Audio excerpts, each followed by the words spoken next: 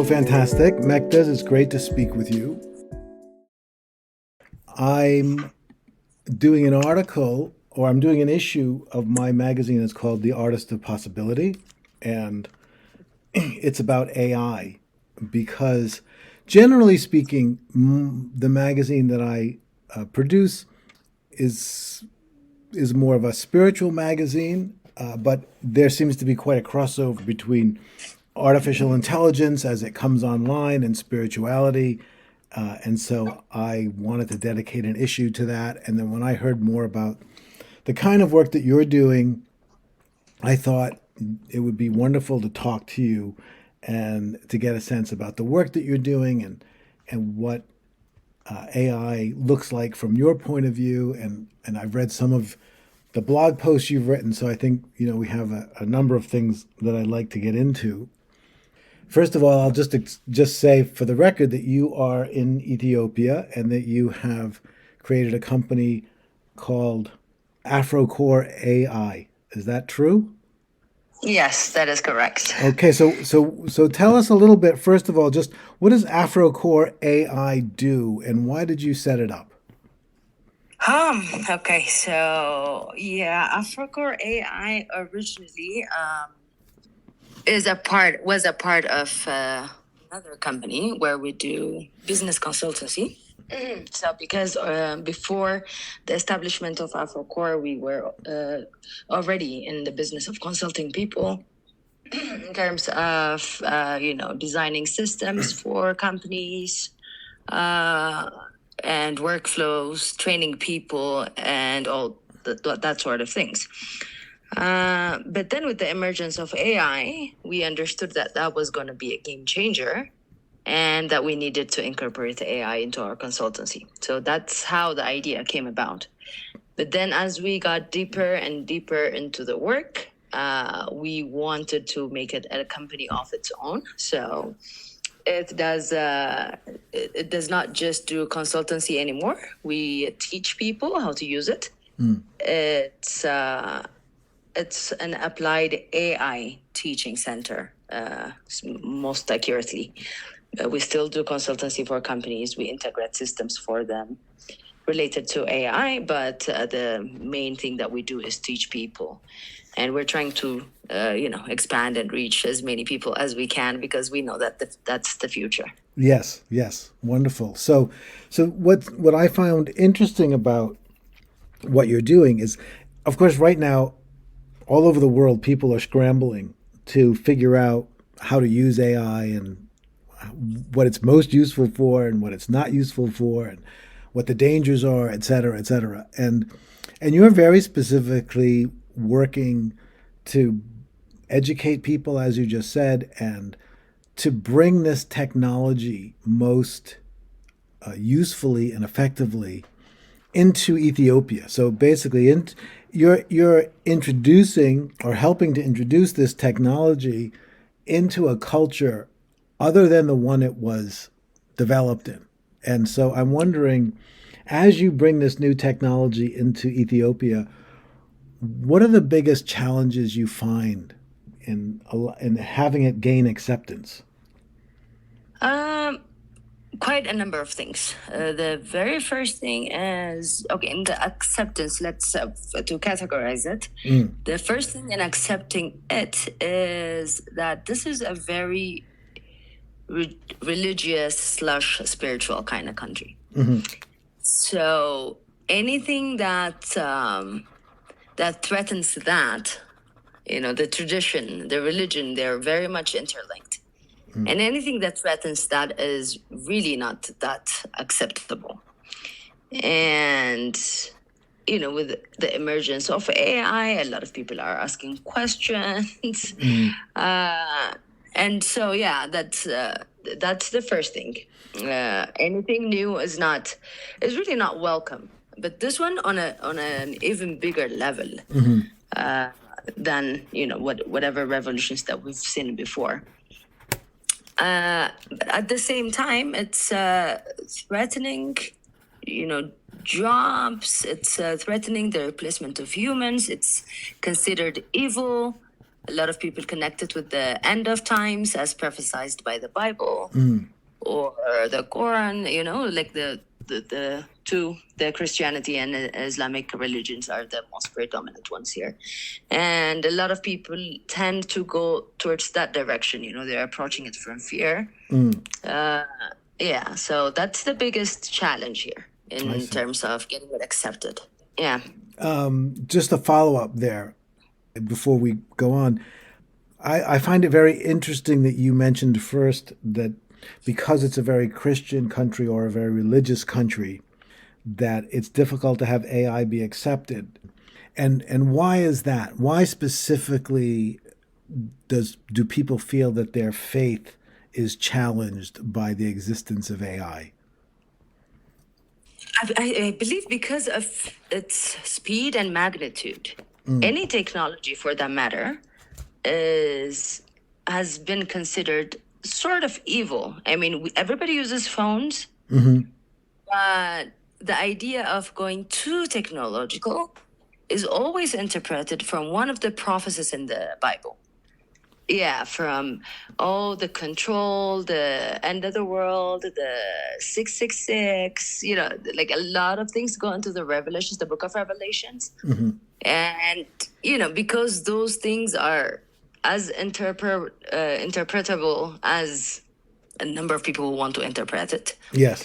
They're mostly interpreted that way here. So there is that, and there are people that are really preaching it, like how this AI is going to bring about the end of times, the robots and the people behind it are the evil ones. So that's the narrative there. So yeah, AI particularly because of its speed and magnitude, I see. Here in the U.S., there's this phenomena where people are feeling that they are coming into contact with divine beings or higher beings or God through AI. Is that something that you have encountered at all? I have not heard that approach at all here. Okay. But not everybody is as I described. There are people that are saying that are just taking it for the technology that it is. It's a tool. Yes. We can use it for whatever we want, good or bad. And we can also even use it for like Bible study or prayer, like catering their own kinds of spiritual journeys. So there is that, but not particularly bringing them closer to the to gods or divine beings. That I have not heard yet. Okay. And then I think it's going to be a while before we hear anything like that. I see. So you were going to say something earlier, I think, about more challenges that you face. Is there anything you want to say about that? More challenges would be the language barrier, the context, because it's not, most of the AI are developed somewhere else and it's not particularly catered for the African or the Ethiopian market. And so just in terms of applied AI, you want to apply it in a context that is purely Ethiopian, and it would not, more times than not, it would get it wrong.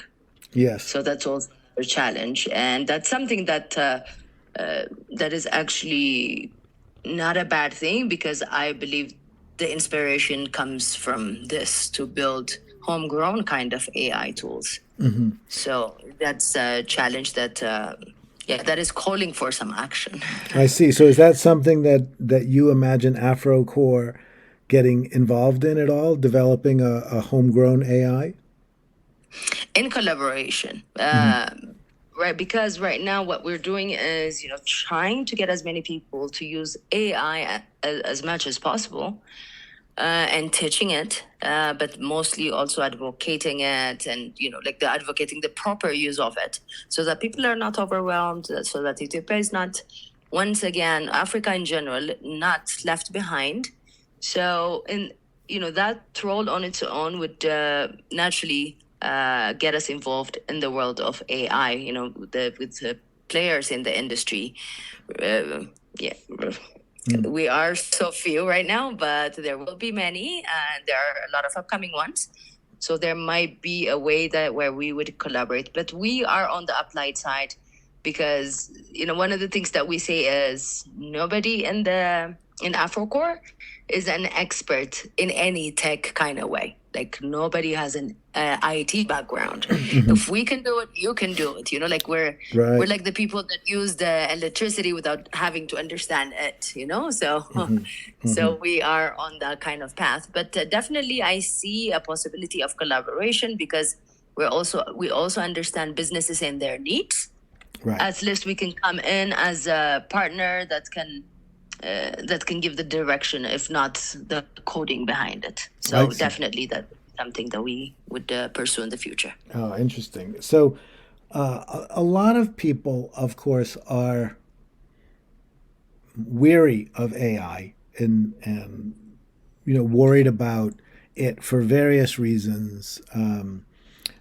Worried about people attributing more to it than is possible, and especially in terms of attributing maybe more intelligence to it than it actually has. You said earlier you are trying to teach people how to use it.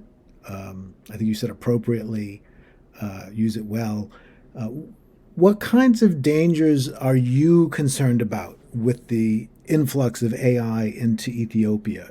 Do you see potential problems that you hope to help people avoid as this technology takes root in your country?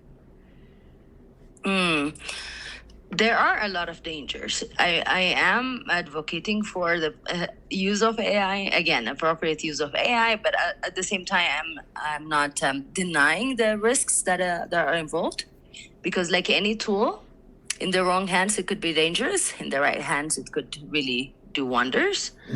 The main concern with everyone is the job replacement right now. And it is a very legitimate kind of fear, because although I believe it will create like any other revolution in the past, it will create more jobs than it destroys. But it doesn't mean that the fact that it creates more jobs at a macro level does not mean that it's not going to affect individuals like Mr. X, Mr. Y are going to be affected. Yes. And the biggest problem is going to be the mismatch between skills and what is going to be required in the future. Because when AI is here, the skill set that's going to be required is very different to what people have right now. So that risk for me is only overcomable if people take the initiative to get involved, to learn it, to get themselves acquainted with it, and also, depending on what industry they're in, explore how they can start using AI, or how they can with a slight turn give themselves another skill set that will keep them in the job market.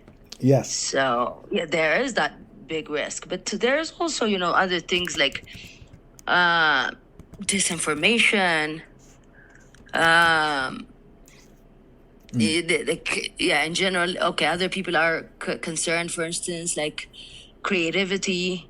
Artists are going to suffer the most, they're saying, like musicians.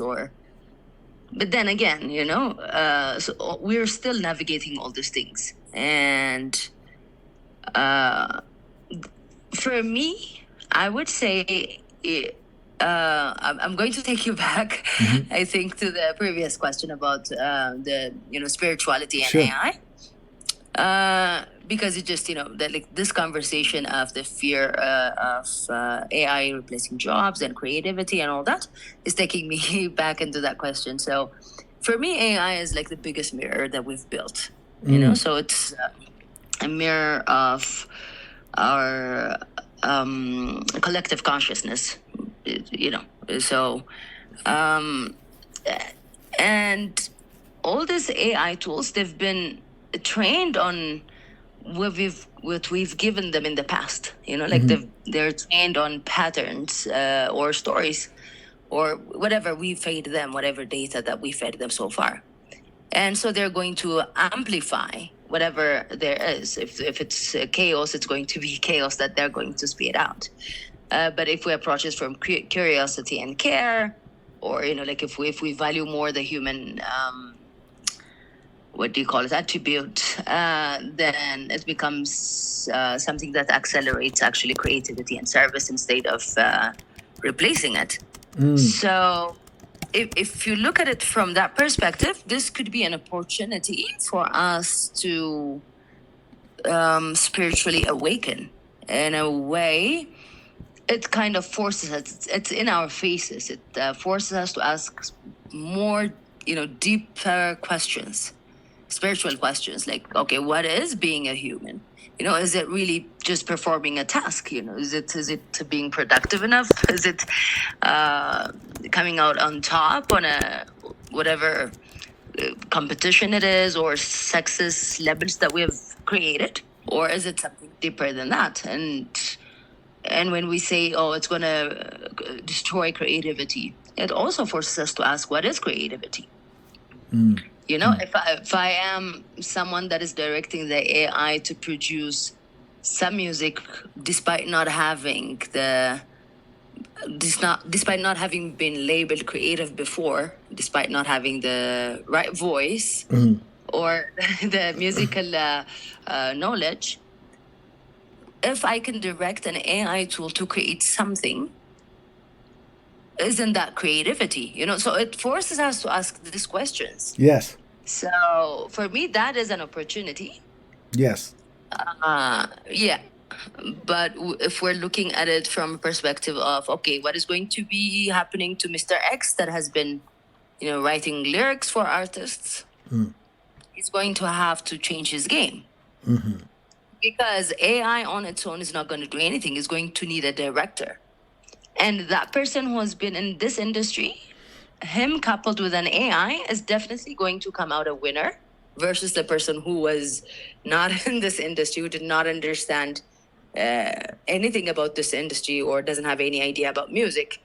The AI is a tool that can be used by both. So the person who's been in this industry is only going to be at a disadvantage if he refuses to use AI, period. But if they're going to use AI coupled with their knowledge and their skill and their experiences, it's going to be a benefit and not a threat. I see. You know what I mean? Yes. Yeah. So for me, those concerns are the way we approach it and nothing else. It's not a danger on its own. Excellent. That's great. Now, so I want to continue to probe this a bit, because one of the potential problems I see as you bring AI into Ethiopia, which is, essentially what you're doing, supporting that, is that, as you said a few minutes ago, AI is trained on the information we give it. And largely that means, largely what that means with tools like ChatGPT and other popular AI tools, it means they've been trained and they have access to the internet. Yes. And the internet, these AI companies are largely American companies.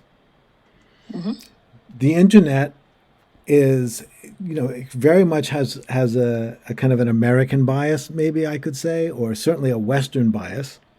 And so is there concern that the introduction of AI could cause problems culturally? Because for instance, if I ask AI, because you talked about Ethiopia being very religious, if I ask AI questions about, how best to relate to people who are homosexual, or what should I do if my son or daughter is a homosexual, I don't know if AI is going to give answers that are going to sit well in Ethiopian culture.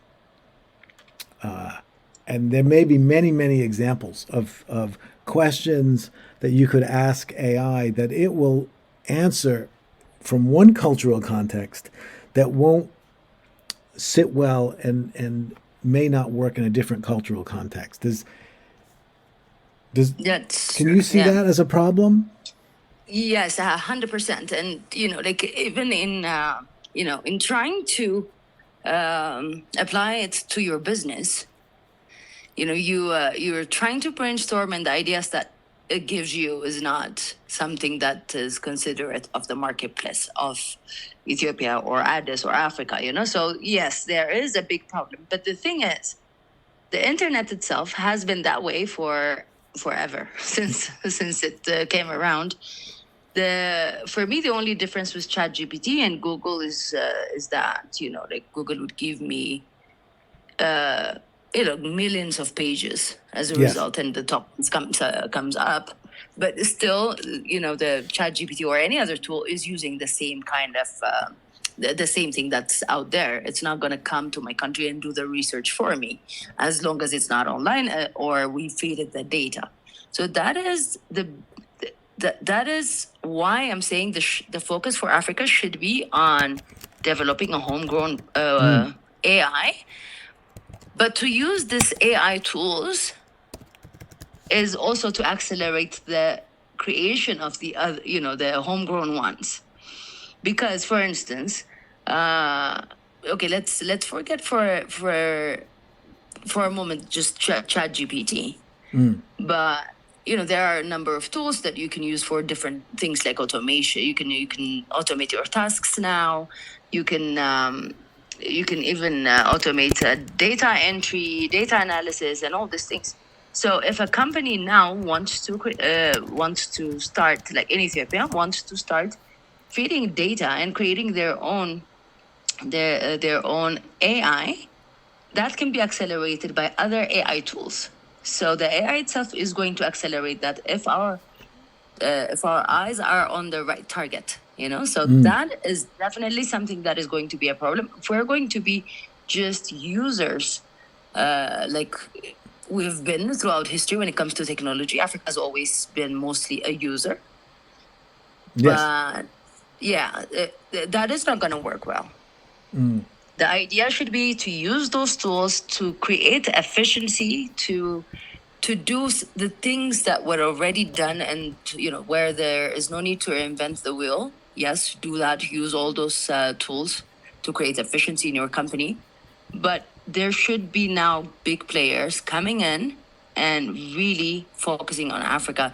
And I would say even other, like I would say even Asia should be on the same movement, because as you said, like most of these things are very much Western biased. Yes. And so it is on us to create these things. So everybody just asks me if I feel optimistic or pessimistic, from our country's perspective, and my answer is like neither.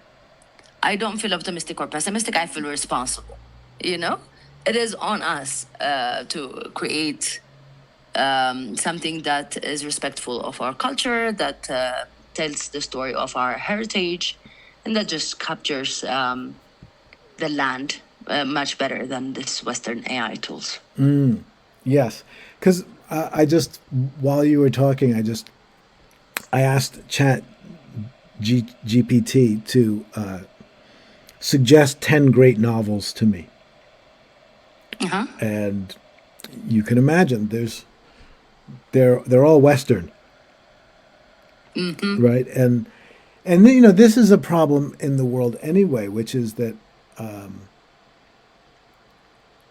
publishing, have been doing it, right? yes, For the internet, yeah. movies, books, Mm-hmm. publishing in general, and content in general is very Western biased. So it would be difficult for me to find literature by Ethiopian authors. Mm-hmm. They don't exist. So I guess this is maybe in the vein of what you were saying earlier.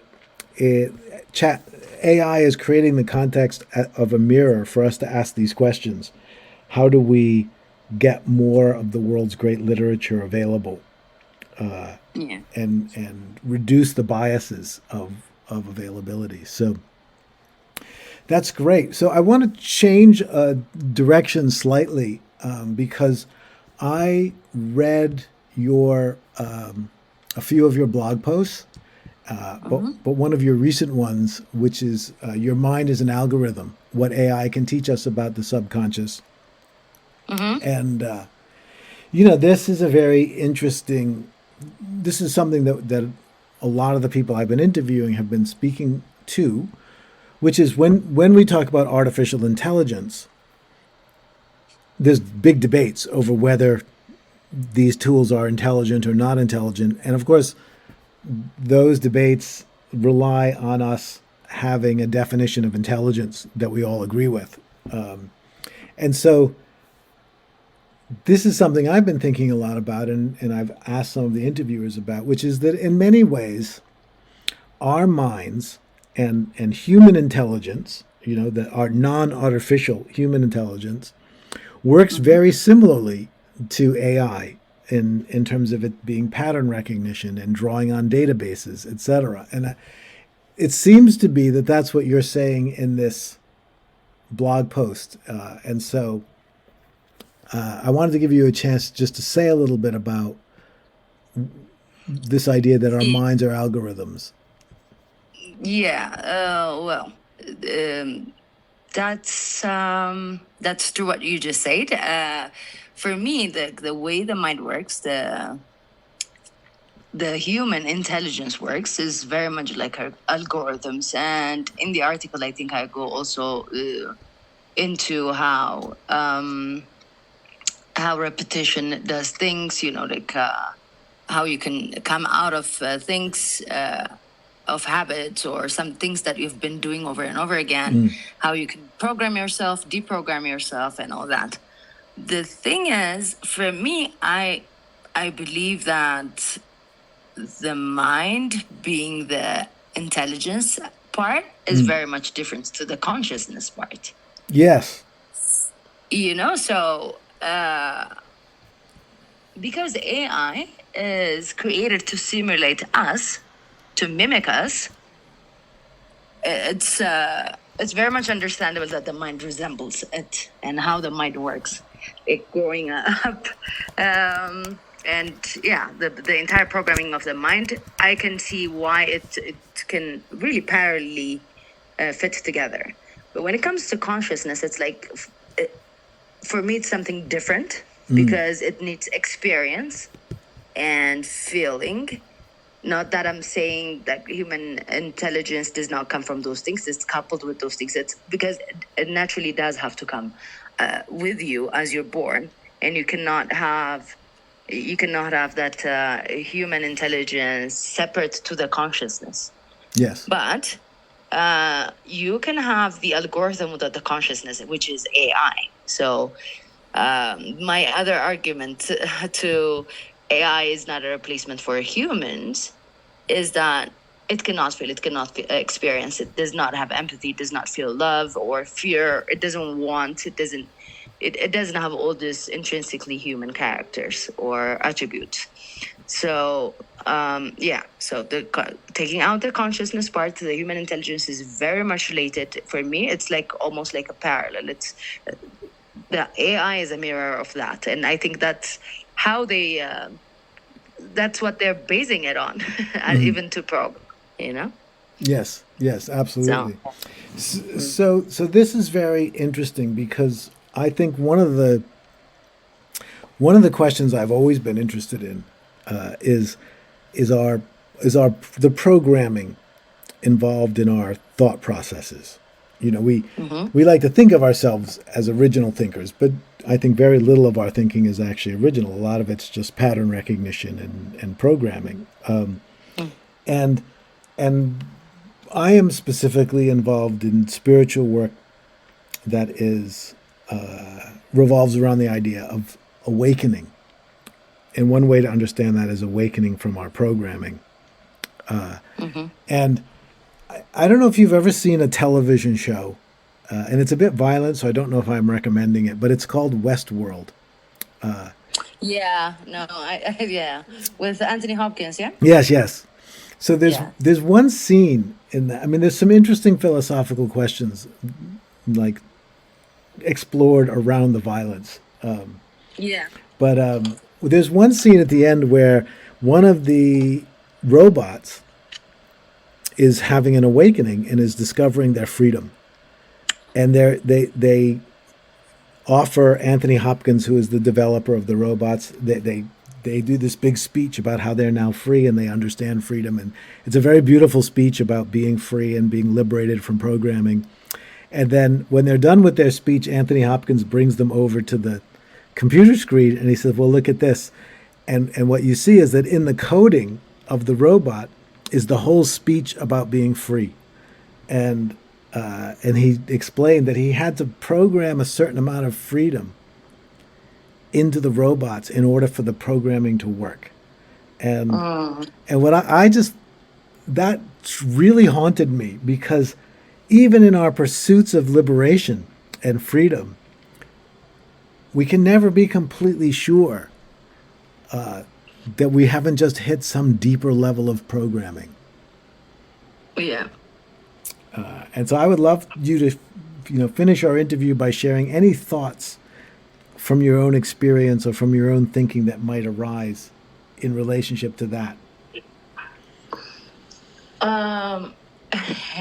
Okay, on this topic is, this is also a thought that really goes in circles for me. Mm-hmm. I have not really made a decision. Of course, I say AI is not conscious, and we cannot create consciousness. We can, create tools that could mimic it, that could imitate it, but not ones that can feel it. But what do I know? Maybe some other, like on a higher level, some other intelligence is saying that about us. Mm-hmm. Do I know that for 100%? No, I don't. I just don't feel it. So that also brings us back to the West world, or all this. I'm also particularly very fond of, although it's very dystopian, I like the series, the Black Mirror. Yes. Yes. So, like they are thought provoking, and you see something and you go like, okay, the robot thinks that it has feelings. So how's it different from how I think I have feelings? How I think I am conscious, So it's a trick. It's a very tricky one for me. Yes. I feel it. I can say 100%. But can I prove it? No. Can we always be 100% sure? No, there comes moments where you question it. But bottom line is to go to the, how do you call it? To the highest level of consciousness that I can. Yes. And if it is a consciousness that was created by something else, someone else out there, a bit higher of an intelligence, but regardless, a creation just like an AI, let it be. My role in it would be to explore to the maximum capacity of being conscious, because it is better to be awakened in that than not. Beautiful.